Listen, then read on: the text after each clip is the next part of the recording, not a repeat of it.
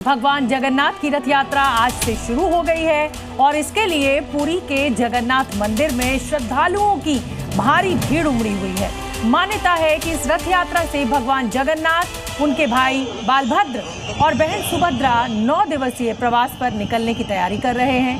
इस समय ये लाइव तस्वीरें सीधे हम आपको दिखा रहे हैं पुरी से, जहां रथ यात्रा की शुरुआत हो चुकी है। इससे पहले पूरे विधि विधान के साथ सभी विधियां पूरी कर ली गई हैं और अब ये रथ प्रस्थान कर चुके हैं। रथ से भगवान जगन्नाथ अपने भाई बालभद्र और बहन सुभद्रा के साथ करीब 3 किलोमीटर दूर गुंडीचा मंदिर जाते हैं। ये उनकी मौसी का घर माना जाता है। रथ यात्रा में सबसे आगे बलराम जी का रथ, बीच में देवी सुभद्रा और सबसे पीछे भगवान जगन्नाथ का रथ होता है। ये जो सैलाब है आस्था का, ये आपके सामने है इस समय। इस बार जगन्नाथ रथ यात्रा में 10 लाख से ज्यादा लोगों ने हिस्सा लिया है, ऐसा अनुमान लगाया गया है और यही तस्वीर यहाँ देखी भी जा सकती है।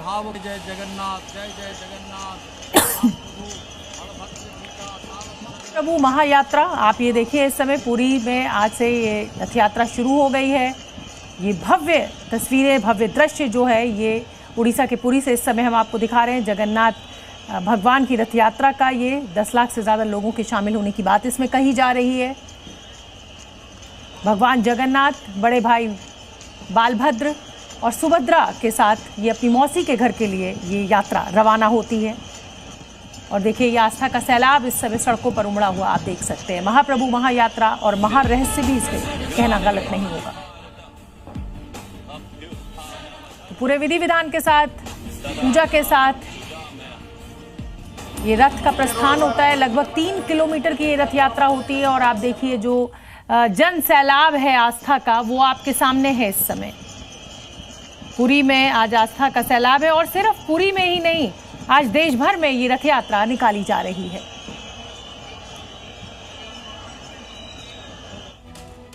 ये रथ यात्रा क्यों बेहद खास है और क्या है इस रथ यात्रा से जुड़ी मान्यताएं, चलिए आपको दिखा देते हैं इससे जुड़ी हुई 5 बड़ी कहानियां।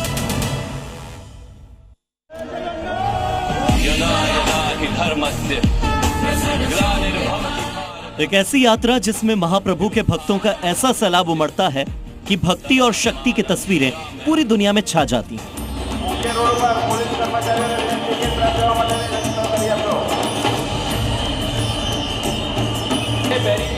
जगन्नाथपुरी रथ यात्रा जिसकी शुरुआत आज से हो रही है, उसमें शामिल होने के लिए ओडिशा के पुरी में लाखों भक्त पहुंचे।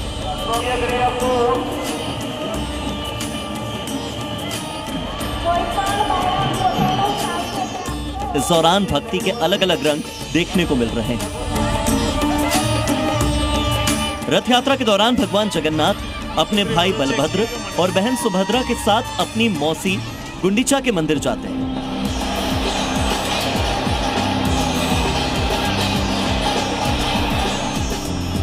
इस यात्रा में शामिल होने के लिए लाखों भक्त जगन्नाथ धाम पहुंचते हैं।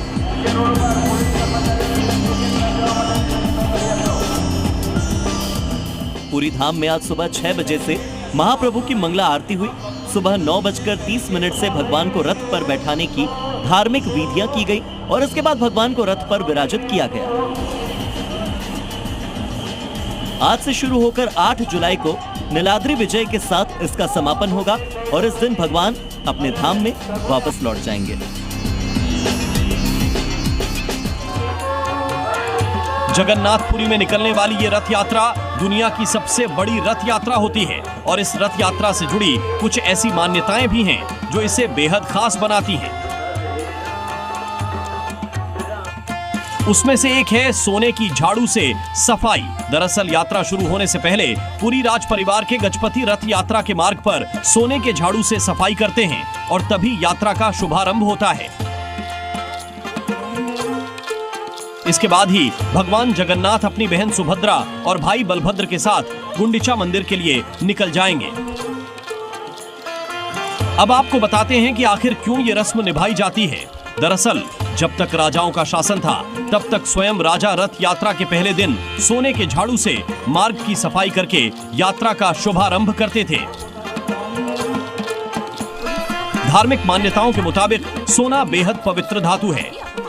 इस धातु को देवी देवताओं की पूजा में विशेष स्थान प्राप्त है। इसलिए जगन्नाथ रथ यात्रा से पहले सोने के झाड़ू का ही इस्तेमाल किया जाता है। पूरे दल बल के साथ सेना के साथ भगवान जगन्नाथ की इस रथ यात्रा में जो आस्था का सैलाब देखने को मिलता है वो अद्भुत और अद्वितीय है और इसके पीछे एक बड़ी मान्यता भी है। मान्यता है कि रथ यात्रा के दिन भगवान जगन्नाथ स्वयं अपने भक्तों के माध्यम से रथ खींचवाते हैं। जो भी श्रद्धालु रथ की रस्सी पकड़कर उसे खींचता है उसे अत्यंत पुण्य प्राप्त होता है। ऐसा माना जाता है कि भगवान की इच्छा के बिना रथ 1 इंच भी आगे नहीं बढ़ता। रथ के अचानक रुक जाने या चलने को लोग प्रभु की इच्छा मानते हैं। इसलिए हर साल लाखों लोग अमीर गरीब जात पात भुलाकर भगवान के रथ को खींचने में गर्व महसूस करते हैं। कहते हैं कि रथ यात्रा के दिन भगवान के दर्शन मात्र से जन्म जन्म के पाप समाप्त हो जाते हैं। पुराणों में उल्लेख है कि जो व्यक्ति रथ यात्रा में एक बार भी शामिल होता है वो मोक्ष प्राप्त करता है। विशेषकर जो लोग रथ खींचने में भाग लेते हैं उनके जीवन में विशेष कृपा होती है। ये मान्यता श्रद्धालुओं में गहरी आस्था और उत्साह का कारण है।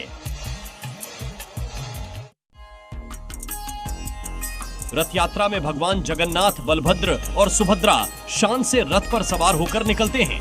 हर साल 45 फीट ऊंचे तीनों रथ 200 से ज्यादा लोग सिर्फ 58 दिनों में तैयार करते हैं। ये रथ 5 तरह की खास लकड़ियों से पूरी तरह हाथों से बनाए जाते हैं।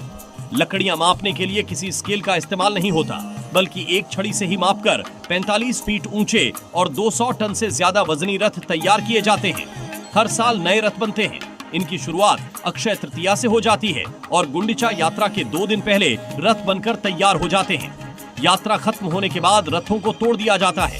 रथों का आकार, ऊंचाई, पहियों की संख्या और सजावट बिल्कुल नियमानुसार होती है। जैसे भगवान जगन्नाथ के रथ नंदी घोष में 16 पहिए होते हैं, बलभद्र के तलध्वज में 14 और सुभद्रा के दर्प दलन में 12 पहिए होते हैं।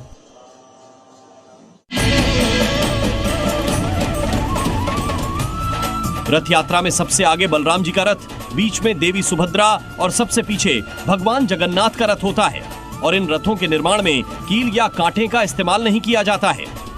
रथ यात्रा की शुरुआत कैसे हुई थी, इसके पीछे भी एक पौराणिक कथा है, जिसके मुताबिक सुभद्रा ने पुरी नगर देखने की इच्छा जताई थी।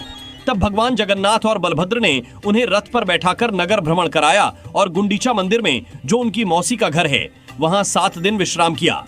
तभी से ये परंपरा चलती आ रही है।